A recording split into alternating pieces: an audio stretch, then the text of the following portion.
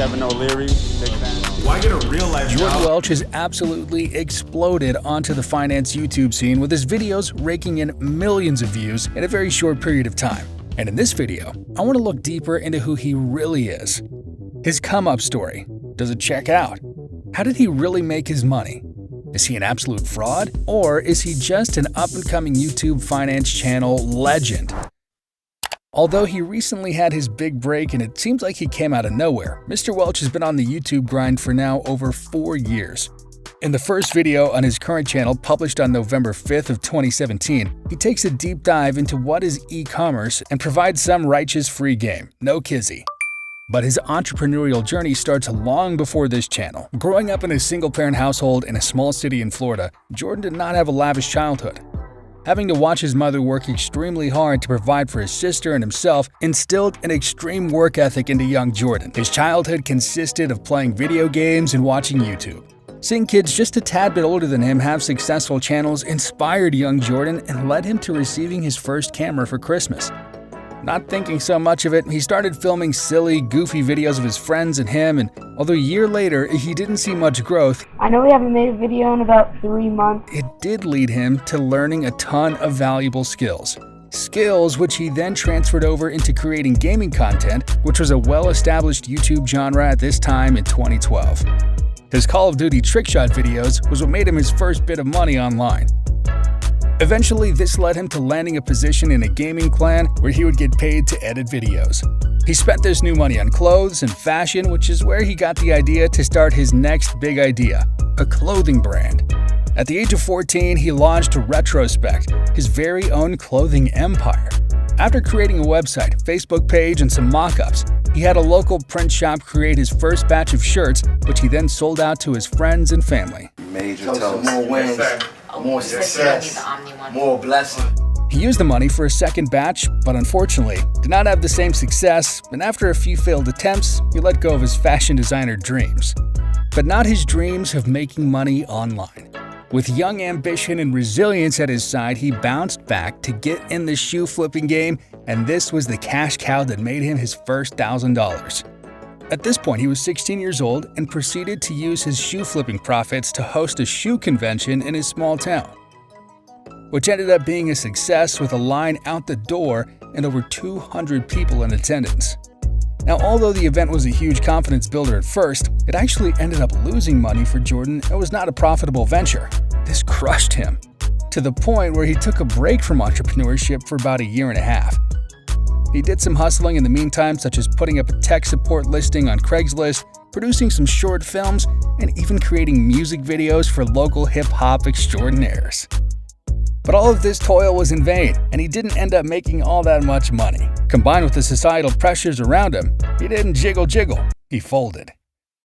At the age of 17, he got a job as a busboy at an upscale restaurant, making about $100 a night.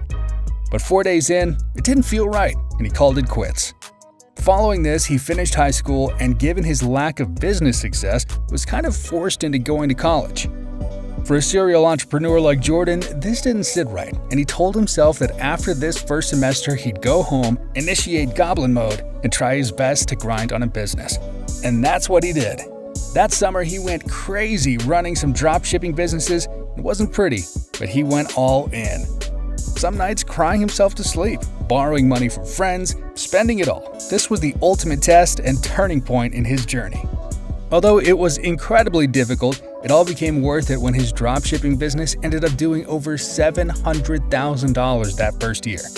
This allowed him to move out, drop out of college, and live a life he was truly proud of. The following years consisted of him crossing multiple 7 figures in revenue, moving to LA, meeting his heroes, helping others, and hop back on YouTube, where he would go on to get his first 100,000 subscribers.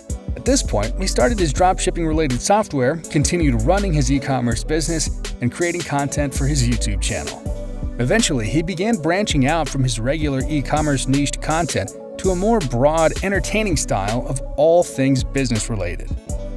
Thanks to the swift move, he was able to grow his channel exponentially to over 400,000 subscribers and get his views up tremendously, which brings us to today.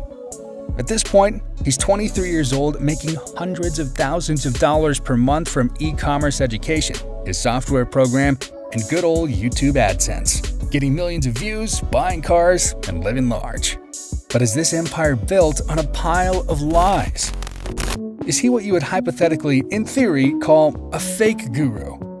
Well, let's see.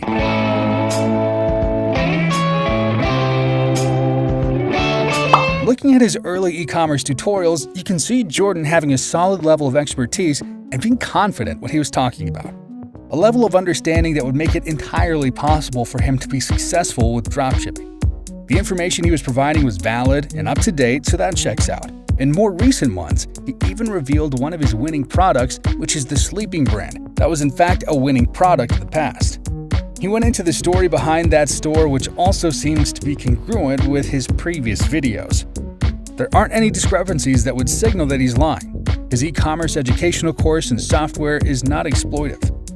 He doesn't use fake webinars and shady marketing tactics to shove it down his audience throats, so that's also very noble. It would be very easy to get exploitive at this stage of his career. Maybe drop a rug pull NFT, accept a major bag to promote a crypto pump and dump. Or one of the biggest recent influencer moral dilemmas, accepting an online casino sponsorship. But he stayed honest and has not done such promotion, even though I'm sure a business channel of his size has gotten a ton of these offers. With all of these things in mind, I think our answer is